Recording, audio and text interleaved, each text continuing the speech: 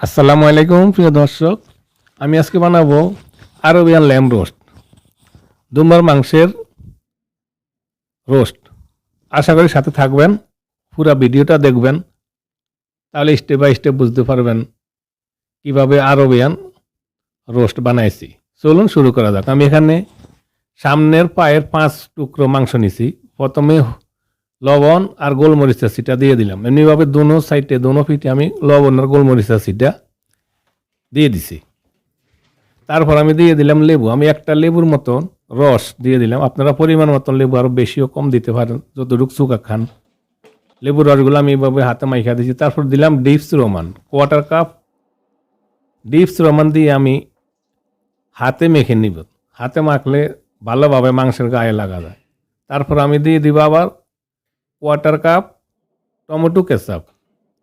এমনিভাবে tomato ketchup এবং dips Roman ওই ফিটেও দোনো ফিটে লাগিয়ে দিব, উল্টিয়ে দোনো ফিটে ভালোভাবে লাগিয়ে নিব।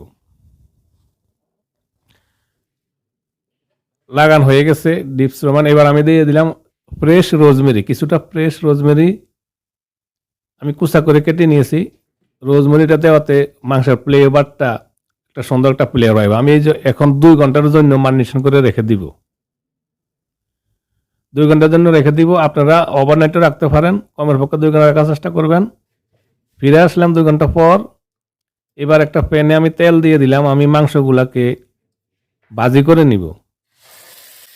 এক একটা করে এইভাবে দিয়ে আমি 5টা লেগ পিস, সামনের দুম্বার মাংসের সামনের পায়ের 5টা পিস আমি সম্পূর্ণ ওগুলো ভাজি করে। এবার একটু উল্টে দিলাম, 1 পিঠ হয়ে গেছে।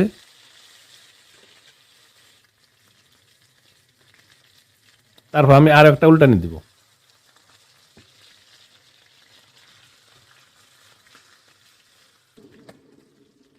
এবার ভাজি হয়ে গেছে, আমি উঠে নিলাম।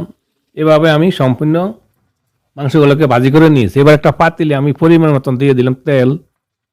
তারপরে এখানে দিলাম 2টা পেঁয়াজ কুচি। প্রথমে পেঁয়াজগুলোকে আমি একটু হালকা বাদামি কালার করে নিব। বাদামি কালার হয়ে গেছে। এবার দিয়ে দিলাম 1 টেবিল চামচ রসুন। তারপরে দিয়ে দিলাম 1.5 টেবিল চামচের মতো আদা বাটা। এবার আমি একটু তেলে ভাজি করে নিব 10-15 সেকেন্ডের মতো।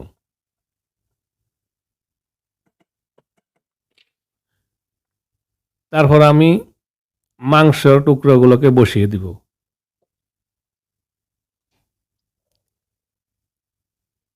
এরপর আমি দিয়ে দিলাম গরম পানি, পরিমাণ মতন গরম পানি দিলাম মাংসগুলো সিদ্ধ করার জন্য। 1 চা চামচ দিলাম এলাচি পাউডার, আর 1 চা চামচ দিলাম দারুচিনি পাউডার, আর দিয়ে দিলাম পরিমাণ মতো লবণ। আবার দিয়ে দিলাম কোয়ার্টার কাপ ডিপস রোমান, আবার কোয়ার্টার কাপ টমেটো কেচাপ, আর হাফ লেমন জুস। এবার আমি একটু পানির সাথে কেচাপ এবং ডিপস রোমান মিক্স করে, লাড়াচাড়া দিয়ে মিক্স করে ঢাকনা দিয়ে আমি 40 মিনিটের মতো মিডিয়াম হিটে পাকিয়ে নিব নরম করে। আমি চলে আসলাম 40 মিনিট পর। দেখুন মাংসগুলো বয়েল হয়ে গেছে। এর মাঝে আমি একবার লাড়া দিয়ে দিছি।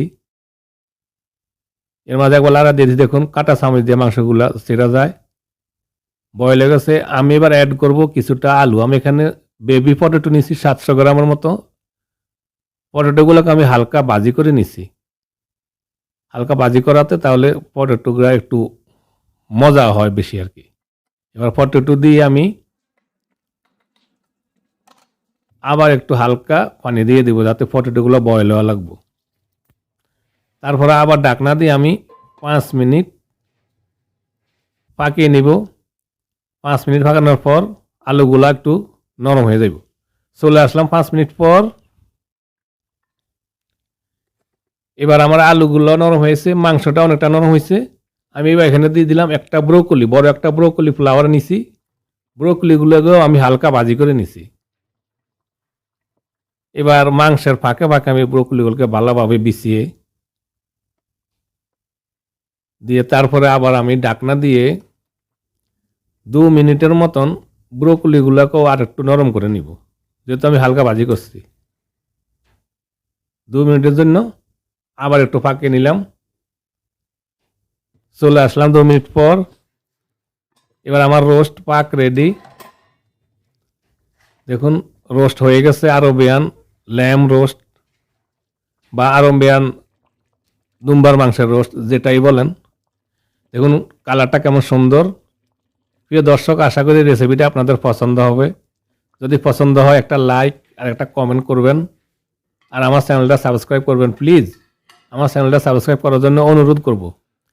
এবার আমি দেখুন মাংসের লেগগুলোকে উঠিয়ে নিছি। কালারটা কেমন সুন্দর, একটা গ্রেভি কালার দেখুন, দেখতেও কেমন সুন্দর, শুকা শুকা, এমনকি মাংসগুলো খুব সফট হয়েছে। সবাই ভালো থাকুন, সুস্থ থাকুন, আবার দেখা হবে অন্য কোনো সময়। আল্লাহ হাফেজ।